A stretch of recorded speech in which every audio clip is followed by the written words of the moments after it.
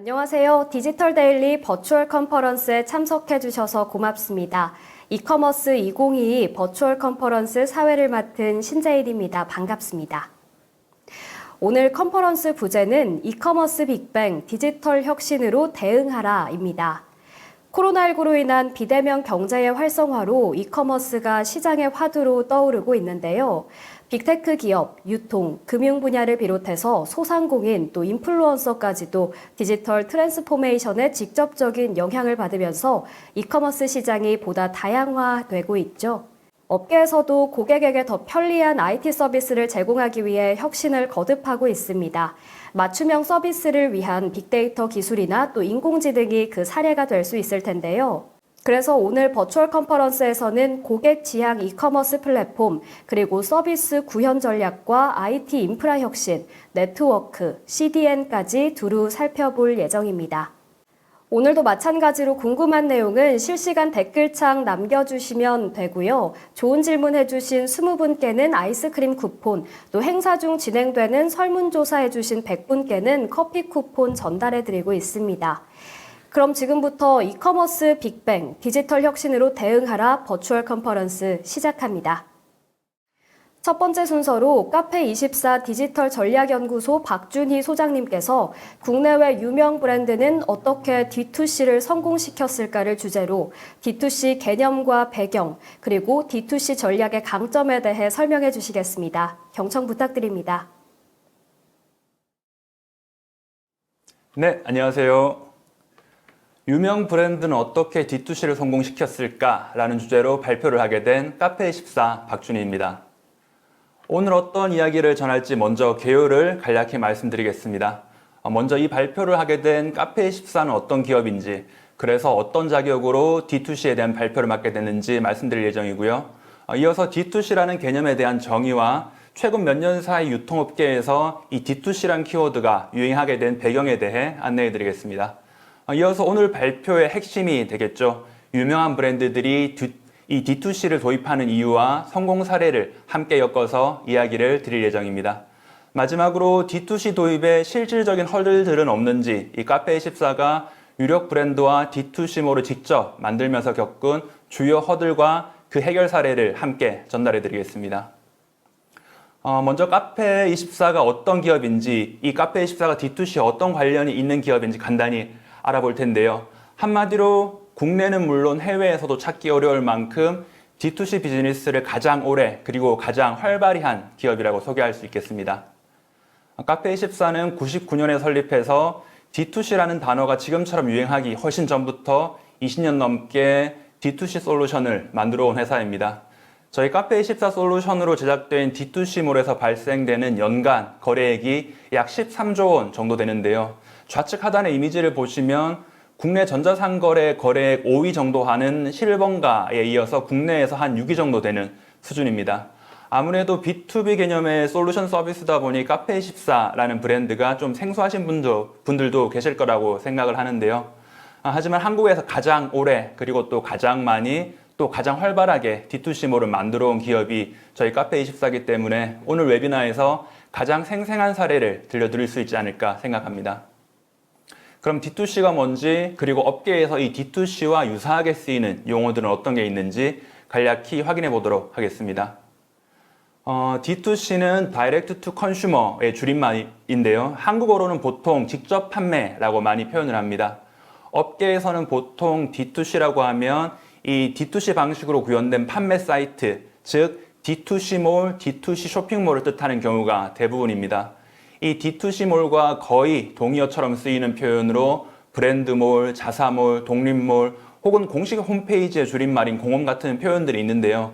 각기 디테일하게 따지면 조금씩 다른 부분도 있긴 하지만 공통적으로 결국 우리 기업, 우리 브랜드 제품을 다른 사이트나 채널을 거치지 않고 직접 소비자에게 안내하고 판매하는 사이트 혹은 그런 전략이라는 관점에서 거의 동일한 표현으로 보시면 되겠습니다. 하단에 D2C 키워드 검색량을 보실 수 있는데요. 그 그래프의 기울기를 보시면 코로나 전부터 이미 우상향하고 있다가 코로나 팬데믹 시점부터 급격히 검색량이 증가하는 걸 보실 수가 있습니다. 즉 이런 D2C몰 혹은 D2C 전략이라는 건 이미 코로나 전부터 유행이 시작되기 시작했고 이제 코로나 때문에 좀 더 드라마틱하게 관심도가 높아진 것을 알 수가 있습니다. 그럼 이 D2C 혹은 직접 판매라는 유통 방식이 왜 이렇게 유행하게 된 건지 그 배경부터 알아보도록 하겠습니다. D2C를 간략히 도식화해보면 브랜드나 제조사가 이 중간에 있는 중간 유통 과정을 생략하고 직접 소비자를 만나는 방식입니다. 여기서 핵심은 브랜드가 소비자를 직접 만난다는 데 있습니다. 브랜드를 가진 기업이라던가 셀러 입장에서 D2C로 인해서 가장 크게 달라진 점이 뭘까라고 한다면 그간 기업들이 쉽게 컨트롤하기 어려웠던 중간 단계가 사라지거나 혹은 그 역할이 축소되고 대신 브랜드가 직접 소비자와 커뮤니케이션 하거나 혹은 판매할 수 있게 됐다는 점에 있습니다. 다시 말해서 브랜드가 유통 주도권을 확보하거나 적어도 자사몰 개념에 해당하는 이 D2C몰 안에서는 거의 정권을 쥐게 되었다. 이게 가장 큰 차이점이라고 할 수 있는데요. 아마 웨비나 시청하시는 분들 중에서도 오프라인 기반의 유통업이라던가 제조업에 한 10년 정도 이상 종사하셨던 분들도 계실 텐데요. 이런 분들은 다들 비슷하게 겪은 일종의 진통이 있을 겁니다. 바로 오프라인과 온라인의 판권의 충돌이 있는데요. 당시에 이제 국내 유력 제조사들은 오프라인 기반 총판을 이제 활성화시키는 전략들이 대부분이라서 온라인 판권 그리고 온라인 해외 판권 이런 새로운 개념들을 누구에게 줘야 하는지 이제 각 기업마다 좀 내부 논란이 큰 시절이었습니다. 어떻게 보면 그런 시절이 유통 구조의 변화 과도기에 발생한 혼란이라고 볼 수 있는데요. 반면에 처음부터 태생부터 D2C 모델로 시작한 기업들, 브랜드들은 어떤 이런 구조적인 문제가 아예 없었기 때문에 좀 더 급속하게 성장할 수 있었던 장점도 있었습니다. 이렇게 D2C가 대두된 배경에는 크게 두 가지 혹은 좀 더 넓혀서 세 가지 요인이 있다고 볼 수 있는데요. 첫 번째이자 가장 강력한 이유는 소비자의 소비 패턴 변화에 있습니다. 뭐 많이 아시겠지만 요즘 소비자들은 각자의 스타일이라던가 자신이 추구하는 가치에 부합하는 상품 혹은 브랜드를 찾는 이 가치 소비를 하게 되는데요. 상품의 기능적인 스펙에 따른 소비뿐만 아니라 그 브랜드가 나에게 주는 전체적인 경험이라던가 그 브랜드가 가지고 있는 이념 혹은 개발 컨셉 혹은 그 브랜드가 가지고 있는 사이트나 매장에서 느낄 수 있는 경험까지 이 전체를 하나의 통합적인 콘텐츠로 소비하는 건데요. 결국 이런 개별의 경험의 합이 그 해당 브랜드에 대한 인식으로 소비자에게는 자리 잡게 됩니다. 여기서 이제 D2C몰이 오픈마켓이라던가 종합몰이라는 다른 마켓플레이스와 달리 이 브랜드만의 독자 공간을 꾸릴 수 있는 영역이기 때문에 UI라던가 UX 혹은 그 브랜드가 진행하고 싶은 특수한 프로모션 같은 다양한 영역에서 브랜드가 원하는 대로 브랜드 경험을 구성할 수가 있습니다. 이렇게 오픈마켓 속에 들어가 있어서 그 많은 리스팅된 브랜드 중에 원 오브 댐이 아니라 해당 브랜드, 독자적인 브랜드가 만든 그 브랜드몰에서 오직 올리원이 될 수 있다는데 D2C 전략의 어떤 구조적인 장점이 있습니다. 이어서 마케팅 채널의 변화도 주목해 볼 만한데요. SNS가 이제 완전히 마케팅 채널로 자리 잡으면서 브랜드가 매력적인 콘텐츠를 만들어서 자기 제품에 자기 브랜드에 관심 있는 고객을 모을 수가 있다면 과거에는 별도의 모객을 담당하던 어떤 중간 채널, 중간 마케팅 채널들 이런 것들을 건너뛰고 누구나 소비자를 직접 만날 수 있게 됐습니다. 뒤에서 좀 구체적으로 만나볼 사례들이 있는데요. 이런 기업들은 D2C 기반으로 성장을 해서 모두 각자 독자적인 SNS 콘텐츠라던가 마케팅에 능한 기업이었다라는 것을 알 수가 있습니다. 그리고 마지막으로 기술 변화 부분들은 이미 일상에선 좀 너무 당연해진 부분들이 됐죠. 소비자들에게는 손에 스마트폰이 쥐어져서 누구나 걸으면서도 쇼핑 콘텐츠를 소비하고 마음에 든다면 이제 구매를 할 수 있게 되었고요. 그 반대편인 셀러 영역에서도 저희 카페24 같은 솔루션 회사들이 생기면서 그것이 대기업이 됐건 1인 셀러가 됐건 아주 쉽게 셀러가 될 수 있는 판매를 할 수 있는 허들이 낮아졌다라는 것도 한 변화의 요인이라고 볼 수가 있겠습니다. 그래서 왜 D2C를 하는 건지, 왜 유명한 브랜드들은 D2C 전략에 점차 주력하는지 여기에 대한 대답들을 하나씩 해나갈 건데요. 그 첫 번째 이유는 D2C가 소비자에게 최적의 브랜드 경험을 제공할 수 있는, 그래서 결과적으로 브랜딩에 유리한 채널이기 때문입니다. 최근 몇 년 동안 D2C 모델로 연간 수천억 매출을 올리는 신진 브랜드들을 볼 수가 있는데요. 가장 좌측부터 화장품 브랜드 그 메디큐브로 유명한 APR, 그리고 레깅스 브랜드인 잭시믹스로 상장까지 한 브랜드엑스 코퍼레이션, 그리고 마약 베개로 유명한 블랭크 코퍼레이션, 또 신세경 레깅스로 유명한 안다르, 또 마지막 마사지기 클럭으로 유명한 데일리앤코를 볼 수 있고, 그 매출액이 이미 수십억이나 수백억 수준을 넘어서 천억 단위를 넘어가는 걸 볼 수 있습니다. 이런 브랜드들은 TV 황금 시간대에 어떤 프라임 타임 때 광고를 한다거나 혹은 유명 백화점에 입점해서 그 유명세를 알리는 그런 형태로 성장하지 않았는데요. 자신의 브랜드 컨텐츠를 제작해서 SNS로 배포하고 그 고객들을 D2C몰로 인입시키는 구조로 성장을 해왔습니다. 이렇게 하나의 브랜드를 히트시키면 자신들이 보유한 고객 데이터를 기반으로 또 성공 가능성이 보이는 제2, 제3의 신규 상품들을 계속 발굴하고 브랜딩하는 방식으로 성장해 왔습니다. 우측은 아마 전 세계에서 가장 유명한 D2C 성공 사례일 텐데요. 바로 탈아마존을 선언한 후에 더욱 잘 나가는 나이키입니다. 작년 21년도에 이미 전체 매출액 중에 D2C몰 매출 비중이 40%까지 올라왔고 25년에는 그 비중을 60%까지 올리겠다고 발표할 만큼 D2C 모델에 진심이고 집중하고 있다는 것을 알 수 있습니다. 사례로 하나 다루고 싶은 것이 그 레깅스계의 샤넬이라는 별명이 붙은 고가의 레깅스 브랜드 룰루레몬인데요.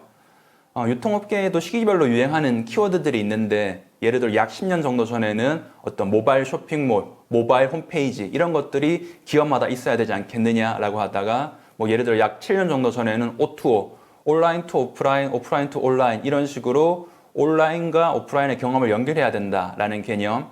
그러다가 조금 더 지나서 옴니 채널, 그 기업들이 가지고 있는 다양한 N개의 채널들을 모두 묶어서 하나의 경험으로 잘 연결해야 된다라는 개념이 유행하게 됐는데요. 결국 D2C 개념, D2C라는 것도 단순히 자사몰이라는 하나의 판매 채널을 가리키는 개념이 아니라 기업이 가지고 있는 여러 개 채널 중에서 소비자에게 일관된 브랜드 경험을 제공하는데 유용하게 쓸 수 있는 허브 개념이다. 이렇게 접근하는 것이 가장 실무적으로 정확한 것 같습니다.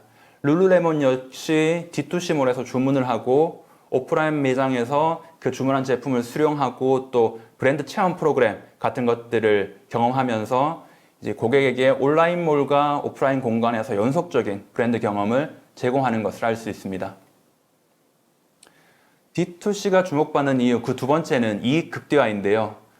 D2C몰이기 때문에 고객 데이터를 직접 수집할 수 있고 이를 기반으로 다양한 마케팅 믹스를 활용할 수 있고 또 타 채널에 입점하면서 발생할 수 있는 수수료 같은 제반 비용은 낮춰서 결과적으로 이익을 더 극대화할 수 있다는 관점입니다.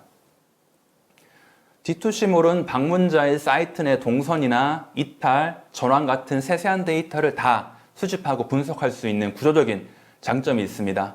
만약 브랜드가 오픈마켓이라던가 백화점에서 판매된다면 그곳의 소비자는 엄밀히 말해서 그 해당 마켓의 고객이기 때문에 이런 디테일한 데이터 확보에는 한계가 있습니다. 요즘은 광고 문구부터 상품 진열 그리고 상품을 개선하는 상품 리뉴얼까지 이 모든 크고 작은 운영의 결정이 모두 데이터를 기반으로 한다고 해도 과언이 아닐 텐데요. 이런 소중한 고객 데이터를 D2C몰에서는 오롯이 독자적으로 수집해서 데이터 기반으로 지속적으로 운영을 개선하고 측정하고 다시 개선하는 사이클들을 효과적으로 돌릴 수 있게 됩니다. 나이키의 성공적인 D2C 전략, D2C 전환에는 D2C몰을 허브로 삼은 멤버십 전략이 자리하고 있는데요.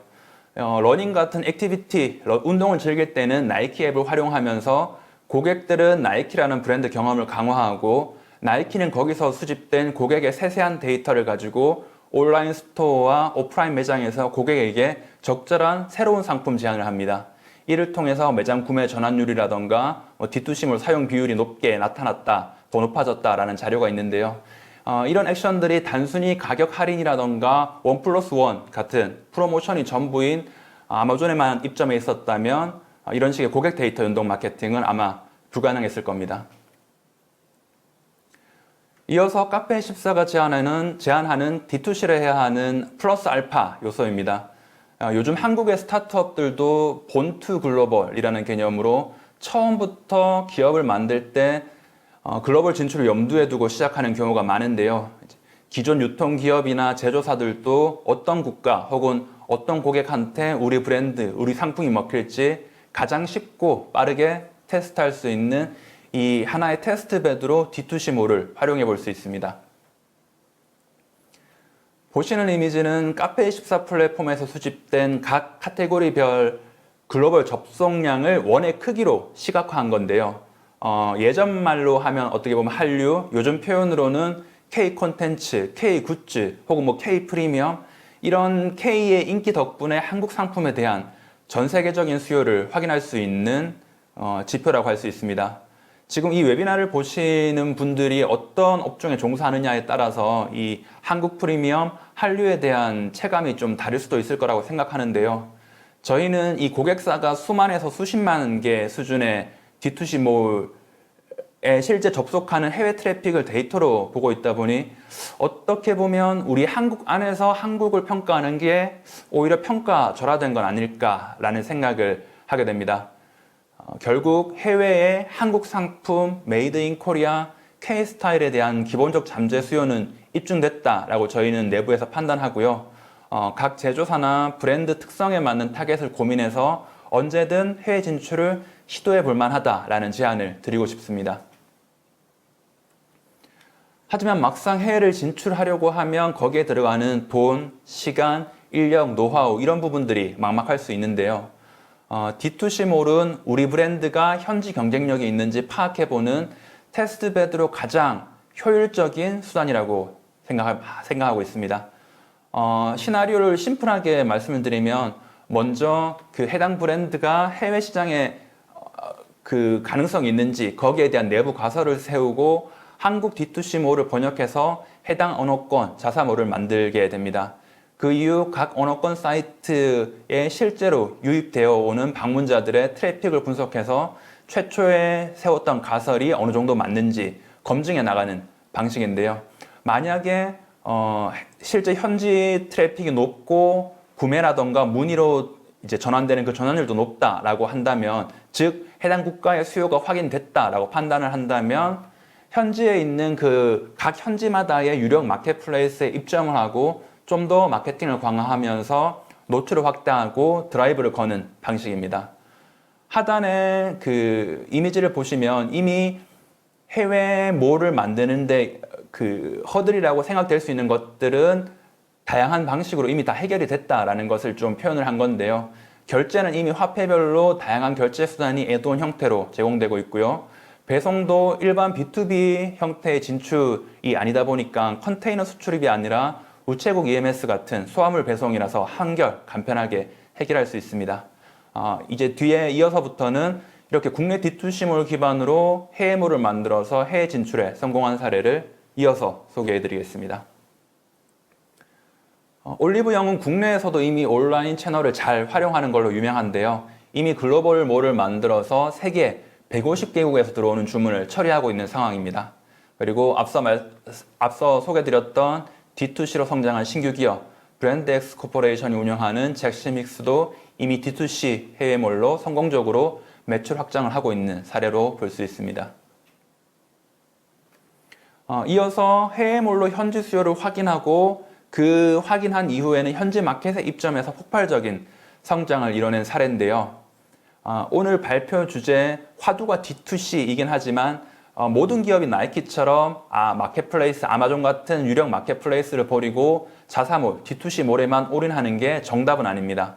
실제 지금 소개해드릴 사례인 시스터에는 해외몰을 만들어서 동남아 지역에서 발생되는 주문량을 확인하고 우리 브랜드가 가능성이 있다, 이거에 대한 확신을 얻은 후에 본격적으로 이 동남아 시장에 있는 주류 마켓플레이스에 해당하는 쇼피에 입점을 했고요. 그래서 국내몰 기반으로 해외몰을 번역해서 빠르게 먼저 해외 시장에서 진출하고 그 시장에서의 성장 가능성을 본 후에 현지 주력 마켓에 입점해서 안착하는 방식의 전략이 몹시 유효했던 사례라고 할 수 있습니다.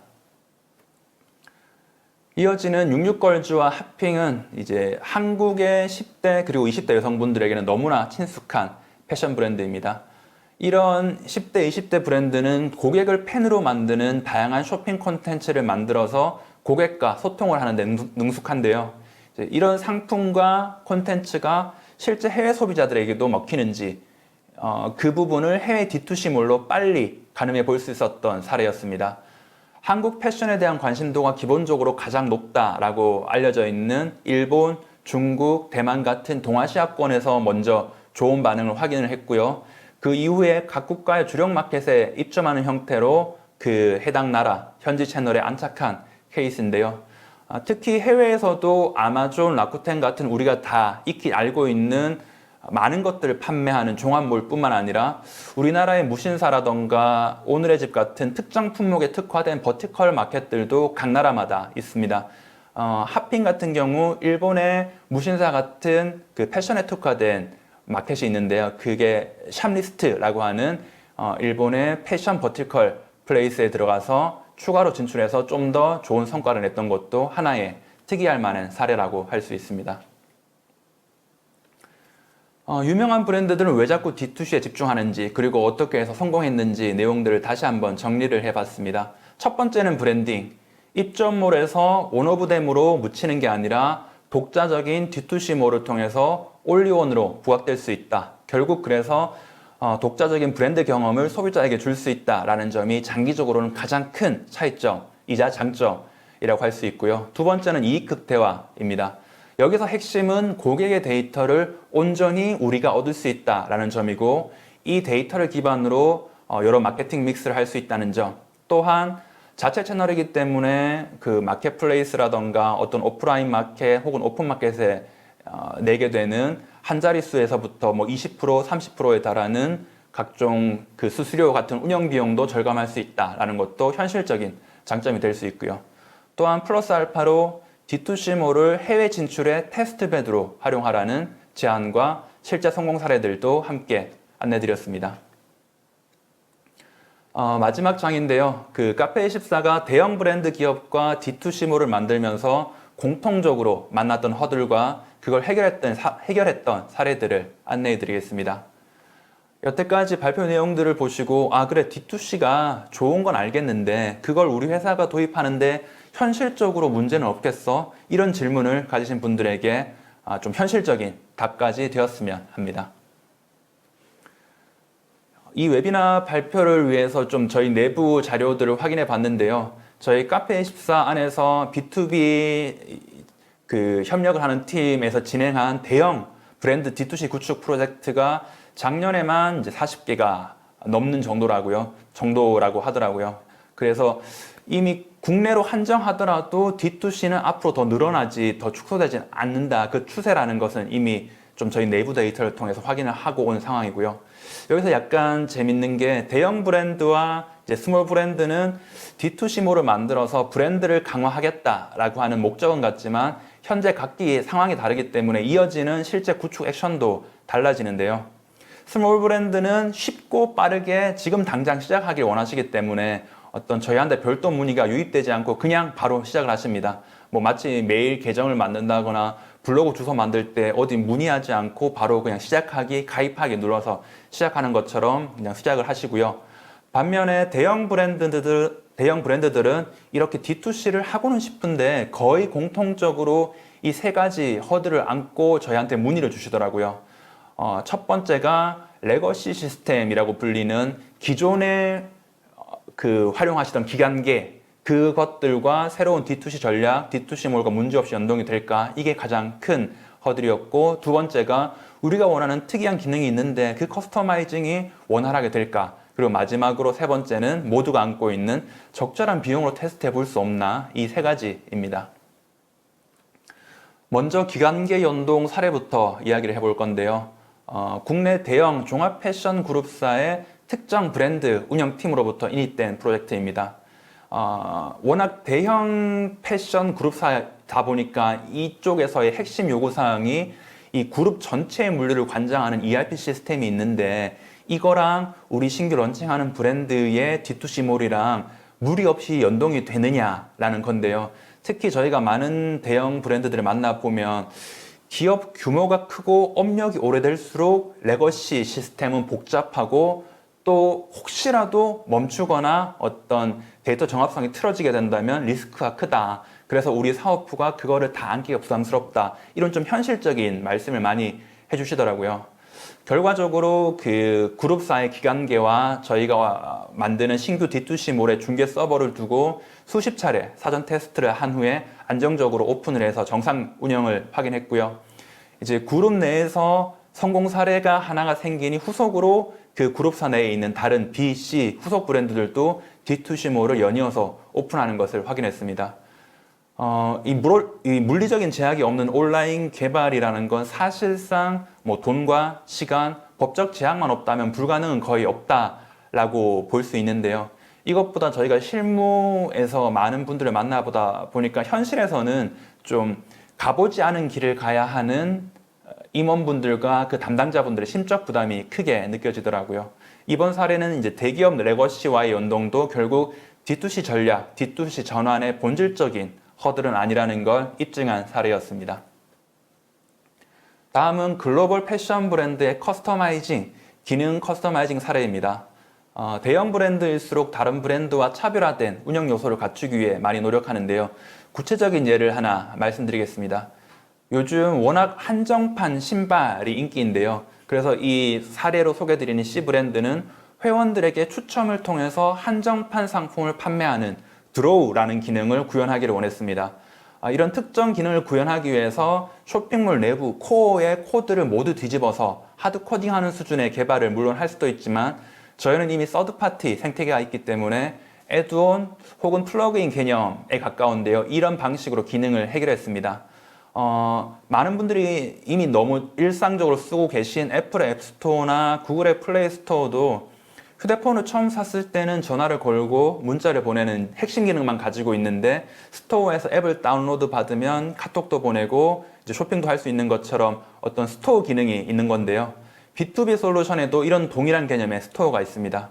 저희는 카페24 스토어라는 이름의 앱스토어를 운영하고 있고요. 이번 프로젝트도 드로우 기능을 설치하기 위해서 쇼핑몰 코어를 건드리는 위험하고 작업 공수가 큰 방식이 아니라 드로우 앱을 개발해서 쉽게 애드온할 수 있었습니다.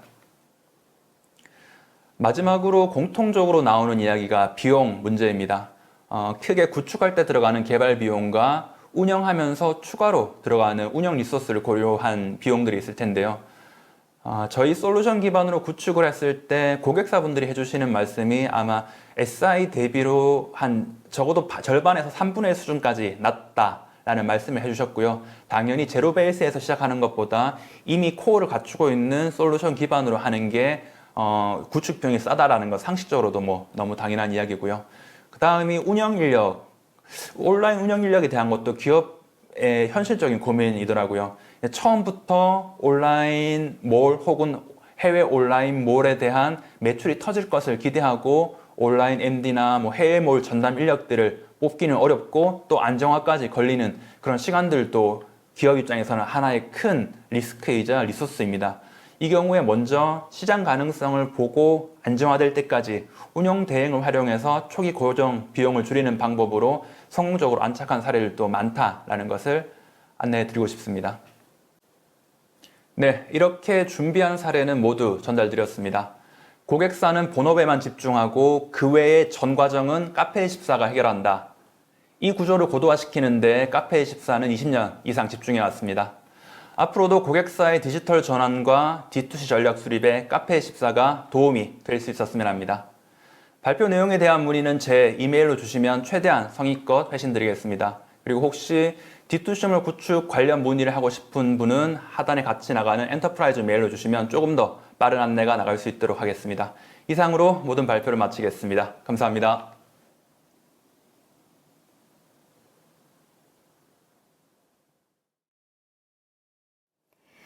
박준희 소장님 유익한 말씀 감사합니다. 이어서 아카마이 코리아 한준 부장님 그리고 차호상 부장님 두 분께서 아카마이 플랫폼을 활용한 초저지연 라이브 커머스 구축을 주제로 발표 이어가 주시겠습니다. 경청 부탁드립니다.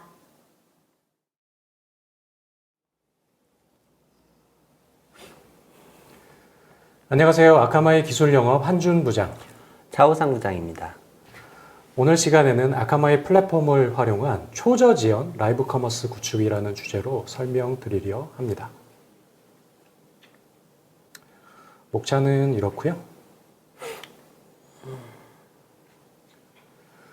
요새 라이브 커머스가 대세죠. 많은 기업들이 라이브 커머스를 이미 하시거나 준비하시는 것으로 알고 있습니다. 라이브 커머스는 아시다시피 구매자와 실시간 소통이 가능하기 때문에 기존 온라인 커머스에 비해서 구매 전환율이 굉장히 높은데요. 해외 사례에 따르면 라이브 커머스를 사용한 기업은 보통 30%의 구매 전환율을 기록했는데 이것은 일반적인 이커머스에 비해서 약 10배 정도 높은 수치입니다. 또한 리서치에 따르면 국내 라이브 커머스 시장 규모가 2020년 4천억 원에서 작년 2조 8천억 원으로 7배가량 성장을 했고 올해는 6조 원, 그리고 내년에는 10조 원까지 성장할 것으로 전망했습니다.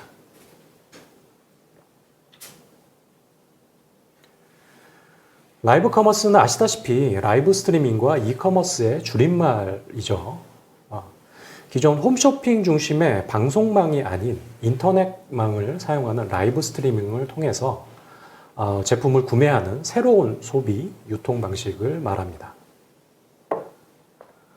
여기서 주목해야 할 부분은 방향성입니다. 홈쇼핑의 경우에는 방송망을 쓰기 때문에 정보의 방향이 당방향이 될 수밖에 없습니다. 하지만 라이브 커머스의 경우에는 인터넷망이기 때문에 양방향이고 이를 통해서 상호작용이 가능한 서비스를 제공합니다.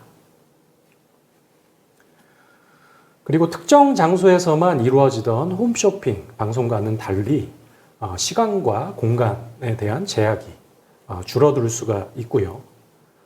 그러므로 해서 보다 자유도가 높은 콘텐츠가 제작될 수가 있습니다.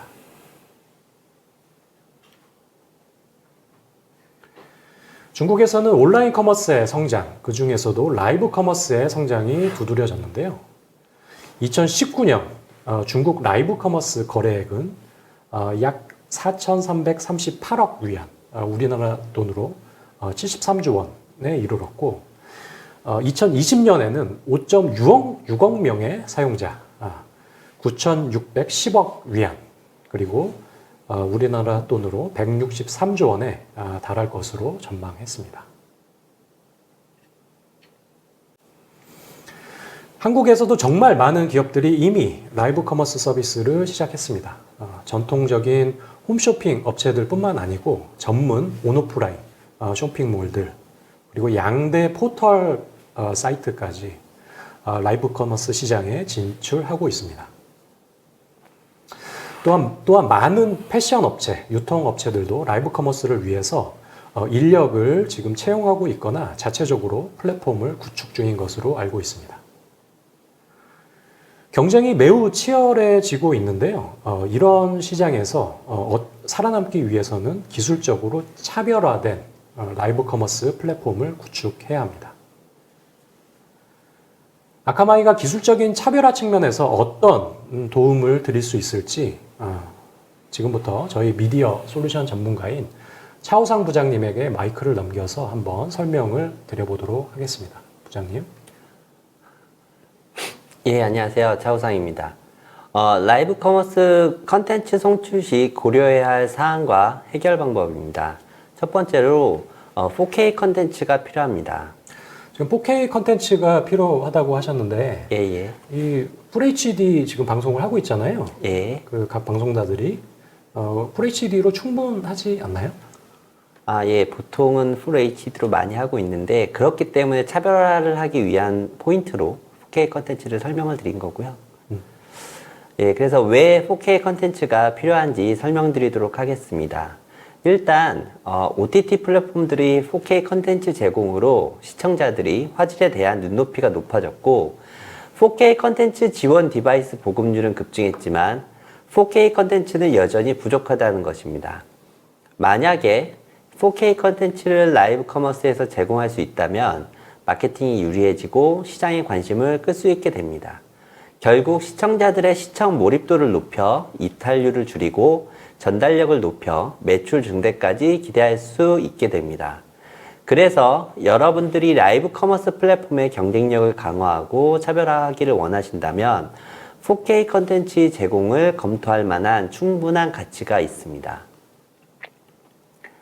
그럼 4K 전환 시 무엇을 고민해야 될지 설명드리도록 하겠습니다. UHD는 Full HD의 4배 면적을 갖고 있습니다. 이 말은 비디오 비트레이트의 4배가 필요하게 되는 거고요. 예를 들면 Full HD는 4Mbps에서 8Mbps가 필요합니다. 그에 반해 4K는 16Mbps에서 32Mbps로 송출해야 합니다. 비트레이트가 높으면 비용이 올라가고 스트리밍 품질에 악영향을 주기 때문에 결국 16Mbps에서 32Mbps로는 안정적인 스트리밍이 어렵기 때문에 높은 압축률이 제공 가능한 비디오 코덱이 필요하게 됩니다. 화면을 보시면 H.264, H.265, VP9, AV1 등이 있습니다. 그 중에서 H.265가 높은 압축률과 시장의 주류 OS에서 디코더를 지원하고 있기 때문에 4K 라이브 스트리밍을 구현하고자 한다면 현재 시점에서는 H.265가 가장 올바른 최적의 선택이라고 생각됩니다. H.265, 그러니까 HVC 인코더 도입 시의 기대 효과입니다. 첫 번째로 4K 컨텐츠 스트리밍이 보다 안정적으로 가능해집니다. H.264로 4K 송출 시 16Mbps에서 32Mbps가 필요하다고 말씀을 드렸는데요. H.265를 사용하게 되면 8Mbps에서 16Mbps, 그러니까 절반으로 비트레이트가 줄어들게 됩니다. 두 번째로 CDN 트래픽 비용을 최대 50%까지 또 절감할 수 있습니다. 결국 CDN 월 비용이 현재 5천만 원, 그러니까 연 6억 원이 발생하는 경우에 H.265를 도입하게 된다면 연 3억 원을 절감할 수 있게 됩니다. 세 번째로 스트리밍 품질인데요. 비트레이트가 50%까지 줄기 때문에 버퍼링 발생이 감소하게 되고 시청 체감 품질이 확실히 개선되게 됩니다. 이런 이유만 보시더라도 HVC 인코더 도입을 충분히 검토해 볼 만한 가치가 있다는 것을 꼭 기억하시기 바랍니다. 네, 그렇다면 이게 방송 품질은 좋아지면서도 이 트래픽을 절감할 수가 있으면 굉장히 좋을 거라고 생각이 드는데요. 그렇다면 어떻게 이런 4K 컨텐츠를 송출할 수가 있는지 한번 알려주시겠어요? 예. 그러면 송출과 관련된 내용들을 설명드리도록 하겠습니다. 첫 번째로 First Mile, 왜 고민해야 하는가에 대한 부분입니다. First Mile 구간과 관련해 많은 분들이 쉽게 간과하고 넘어가게 되는데요. 사실은 First Mile에서 발생하는 문제는 단순히 한 구간의 문제로 끝나는 것이 아니라 모든 사용자에게 영향을 주어 결국 심각한 전체 장애로 이어질 수 있게 될 수 있다는 것입니다. First Mile에서 패킷 손실, 트래픽 폭증, 지터, 회선의 물리적 훼손 등이 언제든지 발생할 수 있고 이런 문제들은 여러분들이 컨트롤할 수 있는 것이 아니라는 것입니다. First Mile에서 이런 문제가 발생하면 모든 시청자들이 시청 불가한 상황에 도달할 수 있고 결국은 회원 탈퇴나 매출 하락으로 이어져 비즈니스에 큰 치명타를 줄 수 있습니다. 이런 First Mile 구간의 문제를 해결하기 위한 방법 두 가지를 설명드리도록 하겠습니다. 첫 번째는 아카마이 다이렉트 커넥트입니다. 다이렉트 커넥트는 고객의 데이터 센터와 아카마이와의 전송 구간에 물리적 회선의 직접적인 연결 구현을 제공합니다. 결국 다이렉트 커넥트를 적용하면 안정적인 전송 성능이 보장되고 회선 비용 효율화가 가능해집니다. 두 번째로 아카마이 인제스트 엑셀러레이션입니다. 인코더로부터 엔트리 포인트에 직접 송출하는 것이 아니라 중간에 IAS와 IAT라는 시스템을 통해 UDP로 변환하는 기능입니다. HTTP를 UDP로 변환하여 전송하게 되면 보다 안정적인 전송 품질을 제공하게 되어 앞서 말씀드렸었던 문제들로 인한 비즈니스 영향도를 최소화할 수 있게 됩니다. 자, 그럼 우리 주변의 방송 서비스들은 실제로 어느 정도의 레이턴시가 걸리는지 알아보도록 하겠습니다. 위성방송의 경우 3.5초에서 12초, 케이블은 6초에서 12초, 인터넷 스트리밍의 경우 통상 30초 이상 걸립니다. 3초 수준의 지연을 제공하는 스트리밍을 울트라 로우 레이턴시 스트리밍이라고 하는데요. 저희 아카마이에서는 라이브 커머스의 인터랙티브 방송 서비스 구현을 위한 초저지연 스트리밍 기술들을 제공하고 있습니다. 왜 30초라는 레이턴시를 초저지연 3초 또는 그 이하 수준으로 낮춰야 하는지를 설명드리겠습니다. 왼편 하단의 그림을 보면 30초 지연에서 라이브 커머스 진행자가 궁금한 사항은 채팅창에 올려주세요 라고 말을 합니다. 이게 시청자에게 전달되는데 30초가 걸리게 되고 질문에 대한 답변을 하기까지 추가로 30초가 걸려서 질문 하나에 대한 답변을 하기까지 총 1분이 걸리는 것을 알 수 있습니다. 하지만 30초 지연을 3초로 줄이게 되면 오른편에서 볼 수 있듯이 동일 1분 동안 10배, 그러니까 10건을 처리할 수 있게 되는 걸 알 수 있습니다. 결국 3초 수준의 울트라 로우 레이턴시 스트리밍을 구축하게 된다면 방송 촬영 현장에서 고객 반응 변화에 따른 대응이 고객에게 실시간으로 전달될 수 있어 보다 전략적이고 효율적인 판매가 가능해지게 됩니다. 빠른 이해를 위해서 그림을 준비해 봤는데요. 왼편은 파일 단위의 인코딩과 전송이 이루어지는 경우를 보여주는데요. 원숭이가 물을 먹으려고 기다리고 있지만 아직 첫 번째 잔을 채우지도 못했습니다. 두 번째 그림은 청크 단위 인코딩과 전송을 통해서 이미 세 번째 잔을 지나 원숭이가 물을 먹고 있는 것을 알 수 있습니다. 이렇게 두 번째 방식을 통해서 3초 수준 또는 그 이하의 초저지연 스트리밍이 가능하게 됩니다. 네. 이 4K 라이브 컨텐츠를 송출하는데 필요한 기술에 대해서 설명 잘 들었습니다. 그런데 그러면은 아카마이에서는 이런 초저지연 4K 라이브 커머스 송출에 대해서 어떤 장점을 제공하나요? 아카마이 특장점이 뭐죠? 예. 첫 번째로 아카마이의 특장점 중에 첫 번째는 아카마이의 글로벌 분산 전송 인프라입니다. 지금 보시는 거는 글로벌 인터넷망이 어떤 식으로 구성되었는지를 보여주는 그림으로 해적 케이블이 어떻게 구성되어 있는지를 확인하실 수 있습니다. 이렇게 보면 이렇게 복잡하게 구성된 망에서 최적화 전송을 위한 인프라를 직접 구성하신다면 많은 인력과 투자 그리고 시간 소요가 예상되게 됩니다. 그런 투자가 이루어지더라도 성공에 대한 보장이 이루어지지 않는 것 역시 현실입니다. 결국 사업적 리스크를 최소화하고 비즈니스 성공을 위해서는 이미 전 세계에 배포 완료된 엣지 서버로 구성된 아카마이의 글로벌 플랫폼을 활용하는 것입니다. 이미 전 세계 많은 글로벌 기업들이 아카마이 플랫폼을 활용하고 있습니다. 라이브 커머스를 시작함에 있어 이미 검증된 아카마이 플랫폼을 활용하시기를 권장드립니다.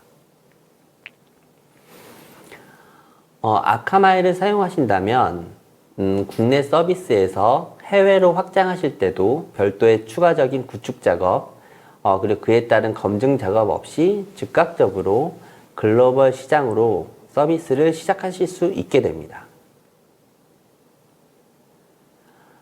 두 번째로 초저지연 4K 전송을 지원합니다. 4K 컨텐츠를 4K HEVC 인코더를 활용해서 CMF의 청크드 인코딩과 HTTP 1.1 버전의 청크드 인코딩 트랜스퍼 방식으로 송출합니다. 이렇게 송출된 결과물이 아카마이 MSL4와 AMD를 경유해서 대시와 HLS 프로토콜로 재생하게 됩니다.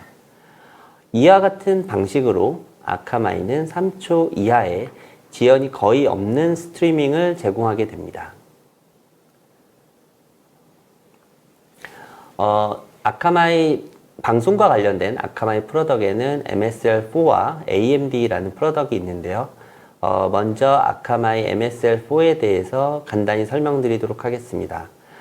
MSL4는 컨텐츠를 안정적으로 송신할 수 있도록 앞서 설명드렸던 인제스트 엑셀러레이션을 제공하고 중복 구성을 통해 가용성을 높여주며 방송 부가 기능도 제공합니다.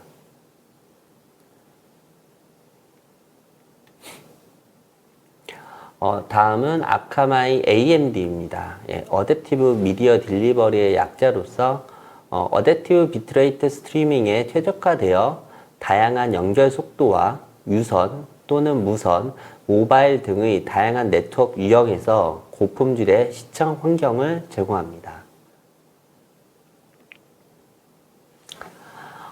마지막으로 재미있는 데모를 하나 준비를 했습니다. 그럼 데모를 좀 보여드리도록 하겠습니다. 지금 화면을 보시면 두 개의 창으로 나눠져 있는 걸 확인하실 수 있는데요. 왼쪽에서는 비디오가 재생이 되고 있고, 오른쪽에 그 비디오 안에는 이제 시계가 하나 들어있는 걸 보실 수 있어요. 그리고 오른쪽에도 이제 시계가 지금 동작을 하고 있는데, 우선 오른쪽을 먼저 설명을 드리면 현재 녹화 중인 시간인 2시 29분 34초를 이제 지나고 있습니다. 이제 저게 현재 시간이라고 생각하시면 될 것 같고요. 왼쪽은 아카마이의 플랫폼을 통해서 지금 라이브 스트리밍이 이루어지고 있는데요. 해당 화면 안에 있는 시계는 인코더, 그러니까 송출하는 스튜디오라고 생각하시면 되겠죠. 보통의 경우에는 해당 스튜디오에서 시계를 넣어놨다고 생각하시면 될 것 같아요. 지금 보시면 14시 30분 4초 정도 지나고 있는데, 우측의 웹브라우저 내의 시계와 비교를 하신다면 대략 1.5초 정도의 차이를 확인하실 수 있습니다. 그래서 아카마이를 통해서 라이브 스트리밍을 하신다면 이런 초저지연 스트리밍을 제공하실 수 있고요. 특히 왼쪽 같은 경우에는 지금 4Mbps의 Full HD 기준으로 제공을 하고 있습니다. 그래서 고화질의 서비스에서도 안정적으로 제공이 가능하다는 점 기억해 주셨으면 좋겠습니다. 이렇게 해서 데모를 마치도록 하겠습니다. 여기까지 아카마이를 사용해서 초저지연 4K 라이브 스트리밍 구축 방안에 대한 설명을 해드렸습니다. 아카마이 솔루션을 활용해서 비즈니스 변화에 빠르게 대응해 보시기 바랍니다. 감사합니다.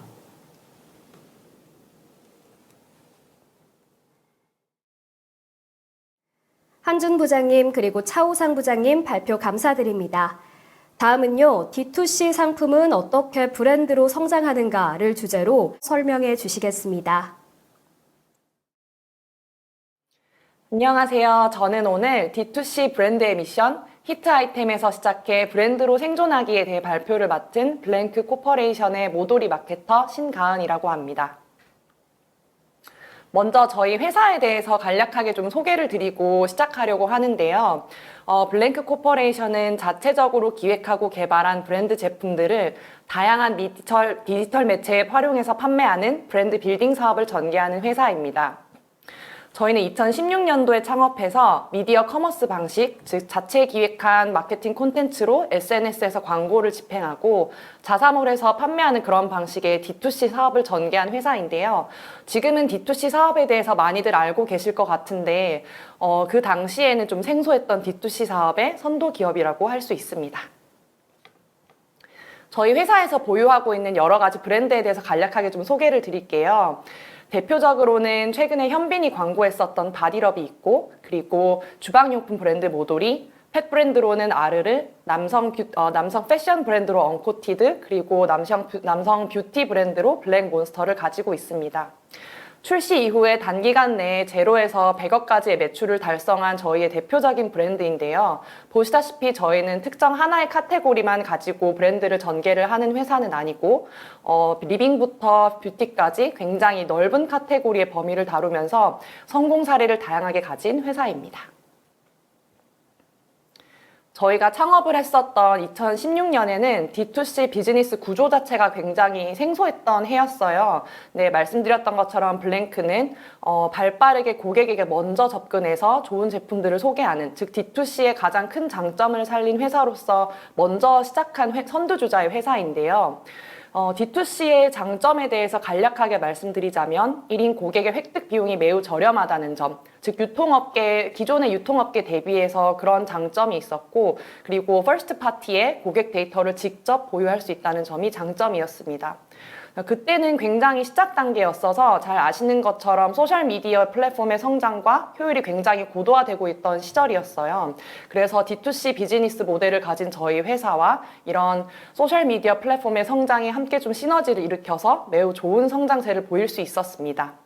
네, 지금은 그 덕분에 굉장히 많은 브랜드들이 세상에 쏟아져 나올 수 있었는데요. 그전에는 오프라인 매장과 매스 미디어를 중심으로 굉장히 전개를 하는 빅브랜드 중심의 시대였다고 하면 D2C 비즈니스가 가능하게 되면서 제품 하나로도 브랜드를 론칭하는 것이 가능해졌기 때문에 수많은 브랜드가 범람을 하는 시대가 되었습니다. 그래서 저는 D2C와 브랜드의 범람은 긴밀하게 연결이 되어 있다고 생각을 하고요. 그 D2C 브랜드의 시작이, D2C 비즈니스의 시작이 곧 지금처럼 굉장히 다양화되고 개별화된 수많은 브랜드의 탄생을 가능하게 했다고 생각합니다. 하지만 지금은 다들 아시다시피 경쟁이 너무 치열해진 시대가 되었죠. 그래서 2016년에 블랭크 코퍼레이션이 창업을 했던 당시의 커머스 환경 대비해서 현재는 굉장히 치열한 브랜드로서 살아남기에 어려운 시대가 되었기도 합니다. 그래서 지금은 저희를 비롯해서 모든 D2C 몰들의 미션이 굉장히 어려운 미션들이 생겼어요. 대부분들이 다 브랜드로 성장을 해야 된다라는 것이 현재 쉽게 론칭을 했었던 브랜드들을 보유하고 있는 분들의 미션일 텐데요. 기존에는 상품 하나의 출시만으로도 D2C 몰을 통해 매출을 일으키는 것이 가능했지만 지금은 더 이상 하나의 제품만으로 브랜드로 성장을 하기에는 어려운 그런 시대가 되었습니다. 그 이유로는 세 가지를 꼽을 수가 있을 텐데요. 첫 번째는 메가히트 상품을 개발할 수 있다라는 그 가능성을 예측하기가 어려운 점입니다. 상품을 아무리 저희가 데이터 기반으로 개발을 한다고 하더라도 세상에 없었던 상품이 곧 세상을 뒤흔들 수 있는, 사람들에게 사랑을 받을 수 있는 상품이 될지 안 될지는 출시를 해보지 않으면 모르는 것이기 때문에 이런 개발 가능성에 대한 예측이 불가하다는 것이 가장 어려운 점 중에 하나고요. 두 번째는 저희가 퍼포먼스 매체, 즉 퍼포먼스 매체의 타겟팅 기능과 효율이 굉장히 올라가면서 함께 성장을 했던 D2C 몰들과 브랜드들이 있습니다. 근데 지금은 그런 타겟팅의 기능이라든지 효율이 전반적으로 저하를 하고 있는 시대이고, 그 덕분에 그 때문이라고 해야 될까요? 굉장히 이 퍼포먼스 매체의 운영의 난이도가 상승을 했습니다. 그래서 단순하게 저희가 디지털 미디어만으로 하나의 상품을 굉장히 높은 매출을 내기에는 어려운 시대가 되었다는 것이 두 번째 이유입니다. 그리고 세 번째는 제품의 프로덕트 라이프 사이클 때문입니다. 아무리 좋은 제품과 혁신적인 제품을 냈다 하더라도 단일 제품은 반드시 프로덕트 라이프 사이클이 끝나는 때가 옵니다. 그래서 하나의 제품을 만들고 그 제품에 기대어서 브랜드를 운영을 하다 보면 결국은 한계에 봉착을 하게 된다는 것이 모두가 당면한 현실입니다. 대부분의 IT 회사들이나 플랫폼에서는 쇼핑몰 혹은 거대 플랫폼 내 쇼핑몰에 입점해 있는 브랜드까지 모두 포함해서 이런 고객들이 쇼핑을 하는 여정에 대해서 고객 경험을 개선을 하자. 그렇게 되면 저희는 더 높은 매출을 일으킬 수 있다라고 말씀을 하기도 하는데요. 그것도 하나 중에 방법이긴 하지만 근본적으로 브랜드를 운영하는 저희에게는 그건 좀 일시적인 방편이라고 좀 말씀을 드리고 싶어요. 결과적으로 D2C 몰들은 브랜드로서 그런 가치를 극대화해야 장기적으로 생존을 할 수 있습니다. 그것이 왜 저희가 하나의 제품으로 시작했다 하더라도 브랜드로 성장을 해야 되는지에 대한 이유입니다. 오늘은 제가 앞서 소개드렸던 여러 개의 저희 브랜드 중에서 단일 제품으로 시작했던 모도리가 브랜드가 되는 과정, 그리고 브랜드가 되기 위해서 노력하는 과정에 대해 사례로 좀 설명드리고자 합니다. 주제는 모도리는 어떻게 상품에서 브랜드가 되었나라고 잡았는데요. 조금 더 구체적으로 말씀드리자면 아직 모도리는 브랜드로 자리 잡기 위해 열심히 다양한 노력들을 하고 있는 과정에 있다고 말씀드리고 싶어요. 그래서 저희가 어떤 노력을 기울여 왔고 어떤 노력을 기울일지에 대해서 말씀드리겠습니다. 전반적으로 모도리의 성장기에 대해서 말씀을 드리게 될 것 같은데요. 모도리의 상황도 또 비슷한 브랜드가 많기 때문에 결국은 저희의 성장 전략과 저희의 운영 방향성이 다양한 커머스 브랜드의 성장 전략과도 이어져 있다고 말씀드릴 수 있을 것 같아요.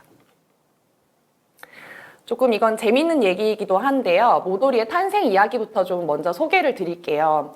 모도리 같은 경우에는 지극히 개인의 경험에서 비롯한 제품에서부터 시작했습니다. 굉장히 인테리어에도 예민했던 29살의 저의 상품기획자 동료분이 자취를 처음 시작하면서 여러 가지 살림살이를 집안에 들여놓게 되었다고 해요. 그래서 그때 첫 자취방에 들여놓을 여러 가지 주방용품들을 찾는데 좀 의문점이 드는 포인트가 있었다고 합니다. 굉장히 집이 좁기 때문에 주방용품을 많이 들일 수가 없는데 이렇게 좁은 수납 공간을 효율적으로 쓸 수 있는 주방용품은 왜 없지? 라고 하는 첫 번째 의문. 두 번째는 인테리어에 예민한 나이라고 말씀을 드렸었는데요. 굉장히 예쁜 제품들, 보기에도 좋은 제품을 나는 집에 드리고 싶은데 왜 검은색 쿠게어밖에 없을까라고 하는 의문이 또 들었다고 합니다. 굉장히 개인적인 의문이죠.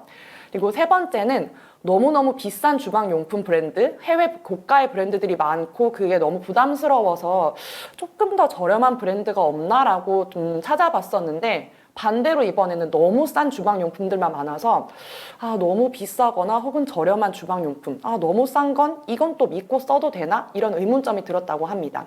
이 세 가지, 수납 공간과 그리고 검은색 쿡웨어, 너무 싼 주방용품에 대한 믿음, 신뢰성에 대한 의문이 곧 모도리의 첫 상품의 기획과 개발로 이어진 포인트가 되었습니다. 모도리를 대중들에게 많이 알린 대표적인 제품은 지금도 많은 분들이 사랑해 주시고 계신 제품인데요. 소단 쿡웨어라고 하는 화이트 쿡웨어입니다. 이 소단 쿡웨어가 대중들에게 많은 사랑을 받게 되었던 이유이자 시작점은 지금 화면에서 보시는 것처럼 굉장히 직관적이고 파괴적인 설득 메시지를 가진 콘텐츠였습니다. 계란이 눌어붙지 않는다. 우리는 그렇게 좋은 세라믹 코팅을 사용한 팬이다 라는 그런 메시지를 담은 광고 영상이었었는데요.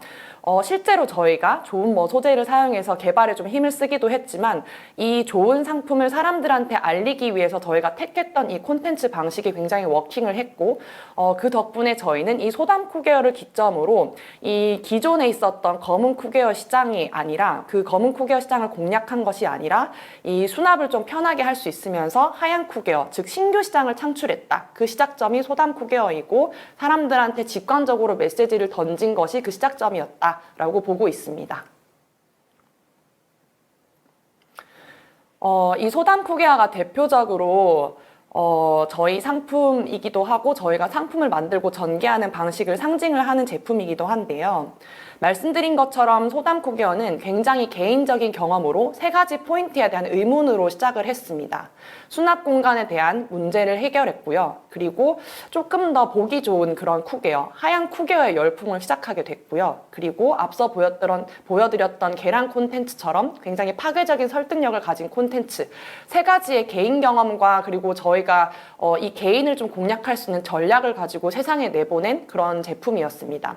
근데 개인 경험에서 시작했다고 말씀드렸지만 저희가 단순히 개인 경험에만 머무른 게 아니라 이런 나와 같은 소비자들, 나와 같은 경험을 한 소비자들이 많지 않을까라는 생각으로 이어졌고 그만큼 또 시장 조사를 좀 철저하게 했기 때문에 이 소담 쿡웨어는 그 당시에 굉장히 작은 공간에 대한 작은 수납 공간에 대한 수요가 많았고 우드와 화이트 홈 인테리어 트렌드가 있었기 때문에 단순히 예쁜 것을 가지고 싶다라는 개인 취향만 그 개인 상품 기획자의 경험만 빗댄 것이 아니라 실제로 트렌드를 저격할 수 있는 제품이라고 하는 확신도 있었고요.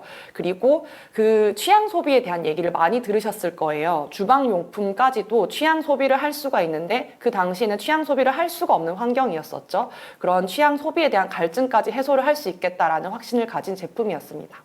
마지막으로 파괴적인 설득력을 가진 계란 콘텐츠는 그 콘텐츠에 대한 소비자들의 시청 만족 포인트를 충족시켰기 때문에 이런 성공 포인트들을 모두 가진 소담 쿠게어가 소담 쿠게어가 히트템으로 자리 잡을 수 있었던 겁니다. 즉 정리를 하자면 개인적인 경험에서 시작했지만 이것이 곧 시장과 트렌드를 저격할 수 있는 그런 촘촘한 기획력을 가지고 세상에 태어난 제품이라고 말씀드릴 수 있을 것 같아요.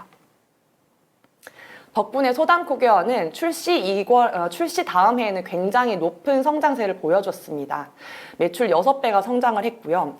그러나 아쉽게도 보시다시피 그 출시를 한 두 번째 해에는 다소 좀 매출이 좀 꺾였어요. 이건 유사 제품이 많이 출시가 됐기 때문인데요. 지금도 비슷한 제품들을 검색을 해보시면 저희가 좀 소비자들의 고민 포인트를 해결했었던 것, 즉 수납을 좀 편하게 할 수 있게 멀티핸드를 붙였던 것이나 혹은 아니면 예쁜 컬러, 좀 보기에 좋은 컬러를 입힌 비슷한 제품들을 많이 찾아보실 수가 있을 거예요.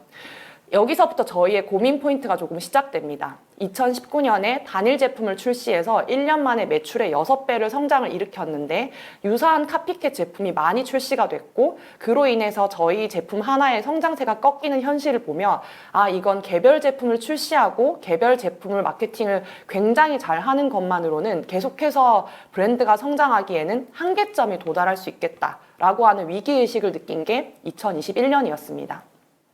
한 가지 여기서 조금 포인트를 좀 짚고 넘어가자면 2021년에는 저희가 유사 제품들이 많이 출시가 되면서 매출세가 꺾였지만 올해는 아직 다 1년이 지나가지 않았음에도 불구하고 전년만큼의 매출을 일으켰습니다. 그건 소담 쿠게어 3종을 5종으로 플러스를 출시를 함으로 인해서 저희가 방어를 한 건데요.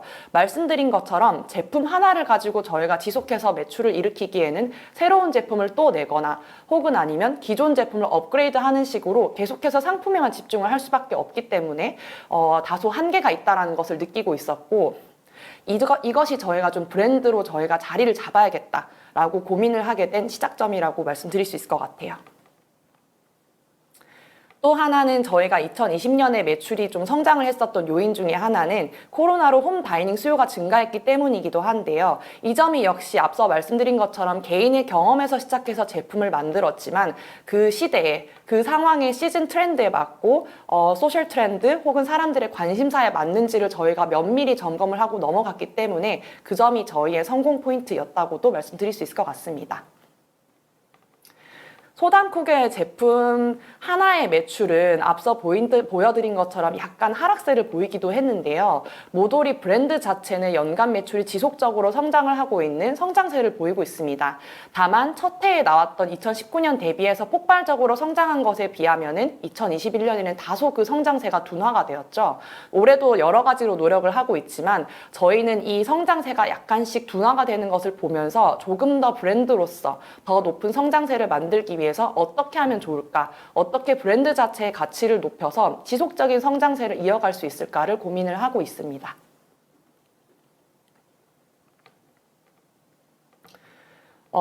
브랜드를 운영을 하는데 저희의 성장 전략 중에 사실 여러 가지 얘기를 할 수 있겠지만 근본적으로 놓치지 말아야 되는 건 상품입니다. 그래서 브랜드가 그 상품이 있어야 브랜드가 있고 브랜드에는 상품이 꼭 있어야 되기 때문에 여러 가지 IT 기술들, 저희의 마케팅 솔루션들, 다양한 성장 전략들을 얘기를 할 수 있겠지만 근본적으로 저는 성장 전략 중에 첫 번째로 제품에 대한 얘기를 꼭 하고 넘어가고 싶었는데요. 소담 쿠게어에 대한 얘기를 많이 드렸지만 사실 소담 쿠게어만 모도리에 있는 건 아니고 소담 쿠게어가 출시된 이후에 주방 씬을 채울 수 있는 주방 공간을 채울 수 있는 굉장히 다양한 후속 제품들을 출시를 했고 메인 쿠게어 라인도 확장을 하는 그런 상품단에서의 노력을 기울이고 있습니다. 깔끔 도마라든지 구들 프라이팬이라고 하는 굉장히 좋은 코팅을 사용한 새로운 메인 쿠게어 라인이라든지 여러 가지 제품들을 출시를 해왔고 앞으로도 모도리의 결에 맞고 모도리를 좋아하는 고객들이 좋아할 만한 상품을 출시하기 위해 준비를 하고 있습니다. 두 번째로는 2021년부터 저희가 이제 브랜드로서 어떤 가치를 고객들한테 알릴 것인가에 대해 고민을 했다고 말씀을 드렸는데요. 그래서 그 해부터 저희가 그전까지는 제품 하나의 장점을 좀 고객들에게 직접적으로 소구하는 마케팅을 진행을 하다가 브랜드로서의 가치를 전달하는 커뮤니케이션을 시작을 합니다. 모돌이 머물고 싶은 부엌을 만듭니다 라는 그런 슬로건을 기반으로 저희는 좀 주방 공간에 대한 얘기를 많이 하고 싶어서 공간과 관련된 그런 마케팅 커뮤니케이션들을 했습니다.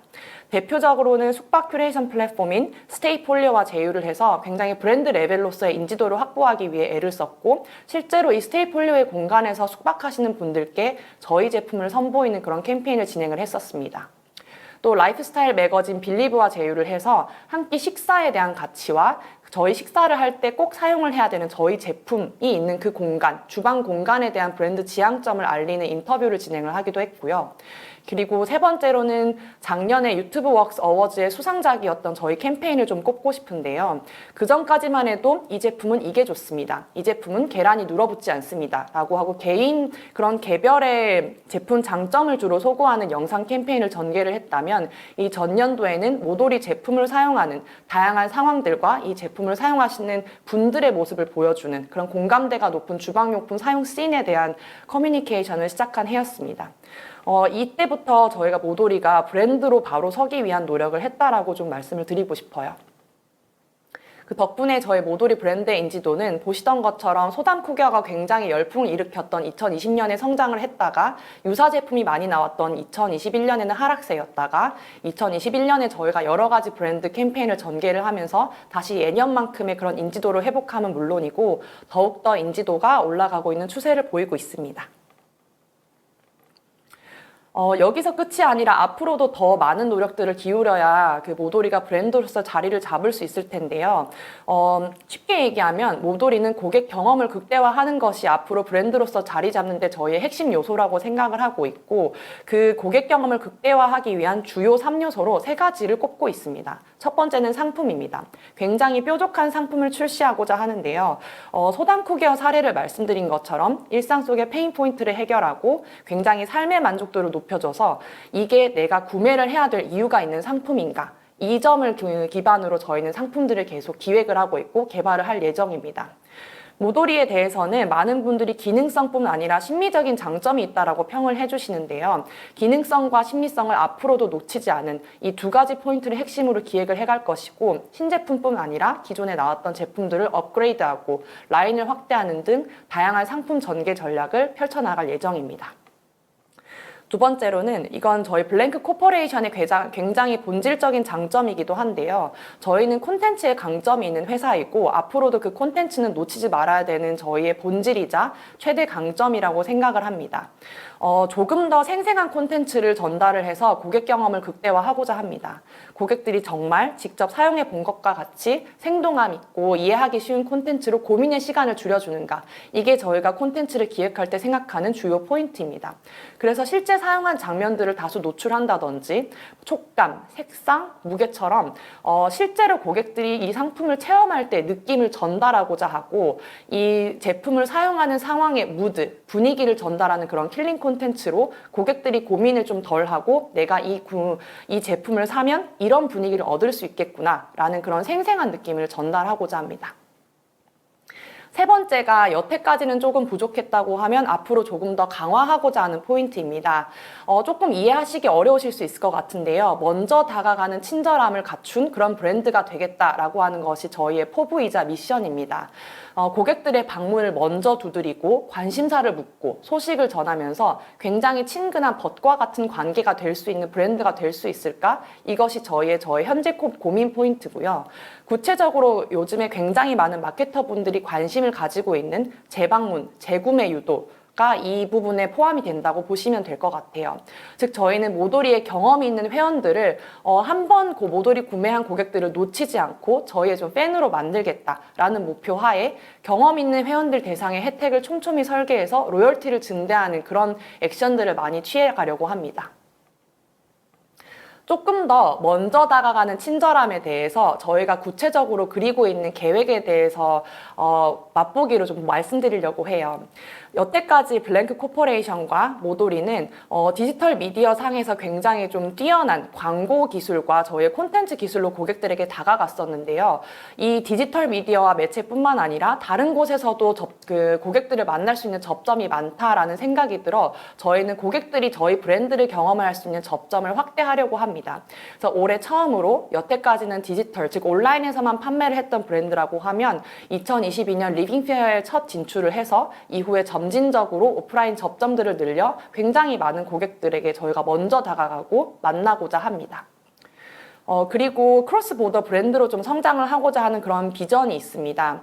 블랭크는 한국과 디지털 환경이 좀 비슷한 대만, 홍콩, 싱가포르에서 선제적으로 진출해서 지속적으로 높은 글로벌 매출 성장세를 보이고 있습니다. 이 블랭크의 글로벌 비즈니스에 힘입어서 모도리도 보시는 것처럼 2020년에 처음으로 글로벌에 진출한 이후에 굉장히 좀 높은 성장세를 보였는데요.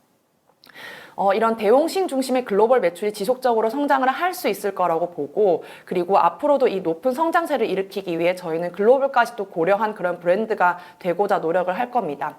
그런데 여기서 포인트는 저희가 대홍신 중심의 이 글로벌 고객들 이런 니즈를 맞추기 위해서 뭔가 제품의 특징이나 이런 걸 아시안 위주로 개발을 하는 것이 아니라 지금까지 대홍신 중심으로 글로벌 고객들이 저희 모도리에 많은 각광을 보여주신 이유는 이것이 곧 한국인의 니즈와 정서에 맞춘, 즉 K키친웨어라고도 말씀드릴 수 있을 것 같은데, 한국인에게 맞는 이런 제품들을 개발을 했고 한국인에게 맞는 커뮤니케이션을 했기 때문에 대홍신 시장에서도 내가 저 모도리라고 하는 한국 브랜드를 경험을 해보고 싶다 라고 하는 그런 한국 문화에 대한 경험 니즈를 충족을 시켰다고 봅니다. 그래서 앞으로도 글로벌 매출은 지속 성장을 할 수 있을 거라고 저희는 기대를 하고 있지만 그렇다고 해서 한국인을 위한 주방용품을 만들겠다라는 브랜드 본질은 놓치지 않으려고 합니다.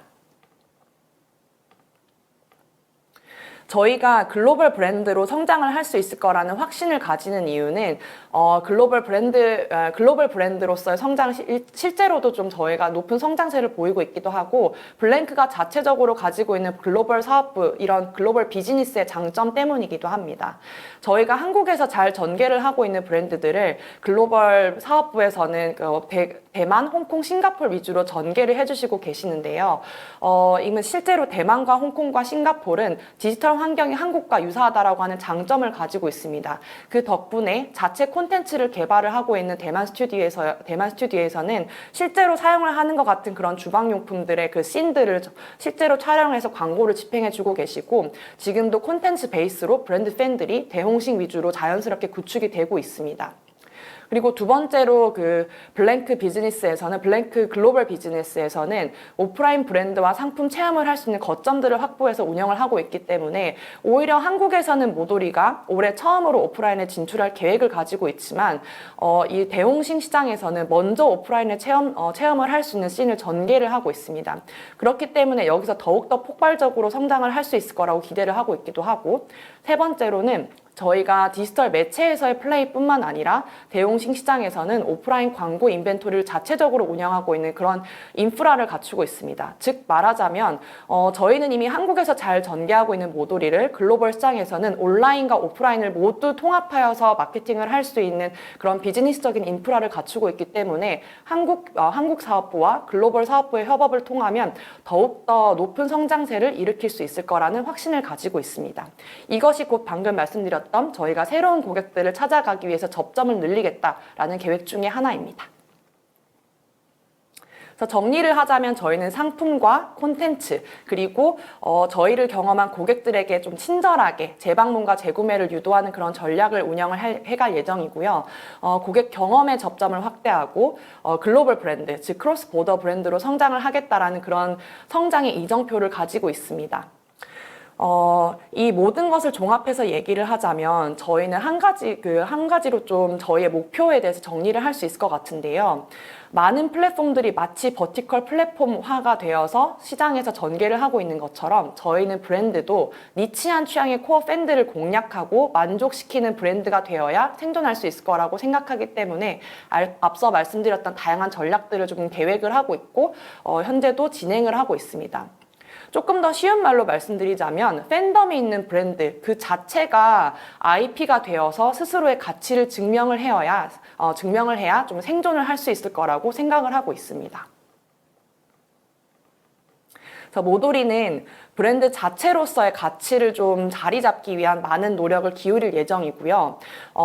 저희가 처음에는 예쁘고 쓰기 좋은 주방용품을 구매하고자 하는 고객들이 저희의 타겟층이었다고 하면 주방에 서는 시간에 거부감을 가지지 않으면서 좀 여유롭게 요리를 즐기는 사람들이 저희의 좀 더 넓은 고객층이 되었고, 이제는 편안한 한 끼 식사의 소중함을 아는 사람들이 저희의 좀 타겟하고자 하는 대상들이고, 종국에는 이 모도리, 저희가 전개하는 상품들, 그리고 저희가 말하고자 하는 브랜드 가치가 곧 취향인 사람들, 저희의 팬들이 생기는 것이 저희 목표이고, 이 팬층이 두텁게 형성되는 것이 저희의 바람입니다. 그래서 이런 과정들을 거쳐서 모도리는 지금은 특정 몇 개의 제품들이 잘 플레이를 하고 있고, 모도리의 감성과 이런 데 약간 공감을 해주시는 분들이 계시는 정도의 브랜드지만 두터운 팬층을 가진 그런 브랜드로 거듭날 수 있을 거라고 생각을 하고 있고, 그것을 위해서 저희가 오늘도 열심히 노력을 하고 있습니다. 몇 가지 인상 깊은 고객 리뷰들을 좀 가져왔는데요. 모도리가 팬이 있는 브랜드로 살아남기 위해서 노력을 하고 있고, 우리는 팬이 있는 브랜드로서 생존을 할 수 있을 것이다 라고 생각을 하는 이유는 지금도 저희의 팬층들이 있다라고 생각하기 때문입니다. 내 주방이 굉장히 찰떡이다, 굉장히 모도리스러운 신제품을 냈다. 이 중에서도 가장 인상 깊고 저에게 많은 울림을 주었던 리뷰는 모도리가 모도리 했다라는 이런 리뷰였습니다. 즉 저희에게는 코어 팬층이 있고, 저희는 이 팬층들의 만족을 시켜드리기 위해서 더 다양한 가치와 좀 진정성 있는 가치를 전달을 하고자 하고, 이런 분들이 더 늘어난다고 하면 저희는 국내에서도, 그리고 앞서 말씀드렸던 것처럼 글로벌에서도 모도리는 팬이 두텁게 자리를 잡은 그런 성장세를 보여주는 브랜드가 될 수 있을 거라고 믿고 있습니다. 2021년에 모도리가 브랜드로서 바로 서기 위해서 고민을 했을 때는 다소 머물고 싶은 부엌 공간에 여유롭고 예쁜 플레이팅 장면들, 즉 하나의 캡처된 씬들을 보여지는 위주로 커뮤니케이션을 많이 했었습니다. 그런데 저희가 팬층들을 더 두텁게 확보를 하고 더 저희가 진정성 있게 가치를 전달을 하기 위해선 이렇게 하나의 플레이팅된 컷만 보여주는 것이 아니라 자연스럽게 고객의 일상에서 녹아들어야 된다라는 생각이 들어 2022년 올해부터의 모도리는 고객들의 평범한 일상을 저희가 들어감으로 인해서 평온한 이상향으로 만들어 드리고자 하는데 초점을 맞추고 있습니다. 즉 부엌에서 생기는 모든 일상 속에 저희는 자연스럽게 스며들어서 이상향과 같은 최선의 상태를 불러일으키는 그런 브랜드가 되고자 하고, 단순히 예쁜 식탁 위에서의 씬뿐만 아니라 요리를 하는 과정, 식사를 하는 과정, 그리고 심지어 식사가 끝나고 난 이후에 세척과 수납까지도 모두 만족감을 드리는 브랜드가 되기 위해서 노력을 하고 있고, 이런 저희의 모든 과정들에 대한 가치를 전달하기 위해서 다양한 메시지를 개발을 하고 어떻게 고객들한테 다가갈까를 고민을 하고 있습니다. 그래서 모도리는 본질적으로 한국인을 위한 키친웨어 브랜드입니다. 그래서 아무리 글로벌로 진출을 한다고 해도 앞서 말씀드렸던 것처럼 저희가 본질이 한국인들을 위한 브랜드라고 하는 건 놓치지 않을 생각이고요. 이런 저희의 진정성을 바탕으로 한 제품 전개와 브랜드 전개를 통해서 저희는 코어 팬과의 유대감과 로열티 형성을 할 수 있는, 즉 저희 제품을 사용하는 과정 자체가 즐거움이 되는 그런 브랜드가 되고자 합니다. 그래서 종국에는 한국인들의 주방에 굉장히 자연스럽게 녹아들기 위해서 한국적 정서를 가장 잘 담아낸 고객 중심적인 키친웨어 브랜드를 지향을 하고 있습니다. 그래서 저희는 브랜드로서의 성장 전략을 한마디로 얘기를 하자면 여태까지는 제품 하나를 잘 만들어서 이 제품 위주의 마케팅을 플레이를 하는 그런 브랜드 중에 하나였다고 하면, 앞으로 저희 모도리는 제품만 만들어내는 것이 아니라 브랜드를 통해서 고객들의 라이프 스타일을 만드는 그런 브랜드가 되어 생존을 하게 될 것이라는 것을 믿음을 가지고 있고, 그런 비전을 향해서 여러 가지 캠페인들을 계획을 하고 있습니다. 네, 이상으로 저는 여기서 발표를 마치고요. 마무리로 한마디를 더 말씀드리자면 모도리에 대한 생존기와 그리고 앞으로 어떤 식으로 성장을 할지에 대해서 말씀을 드렸는데 다양한 브랜드들이 모두 가지고 있는 같은 고민이실 거라고 생각을 해요. 근데 여기서의 핵심은 우리 브랜드를 좋아해야 되는 이유가 있는지, 우리 브랜드를 좋아하는 팬들을 저희가 정말 케어를 하고 정말 그들을 위해서 진정성 있는 가치를 전달하는지가 가장 핵심이라고 생각합니다. 그래서 그게 가능하다고 하면 저희는 이 브랜드 자체가 IP가 되는, 브랜드가 IP가 되어서 생존을 할 수 있는 브랜드로서 저희는 살아남을 수 있을 것이고 저희뿐만 아니라 많은 브랜드들도 이렇게 가치를 전달하는 좋은 브랜드로서 생존을 하게 되기를 바랍니다. 저는 이상으로 오늘 발표를 마치도록 하겠습니다. 감사합니다. 오늘 준비된 세션은 여기까지입니다. 오늘의 버추얼 컨퍼런스가 유익한 시간이 되셨길 바랍니다. 발표 내용과 관련해서 궁금하신 내용은요, 보내주시면 언제든지 답변 드리고 있고요. 업무에 바쁘신 와중에도 이렇게 시간 내서 끝까지 함께 참석해 주셔서 고맙습니다. 다음에 또 좋은 내용으로 찾아뵙겠습니다. 안녕히 계십시오.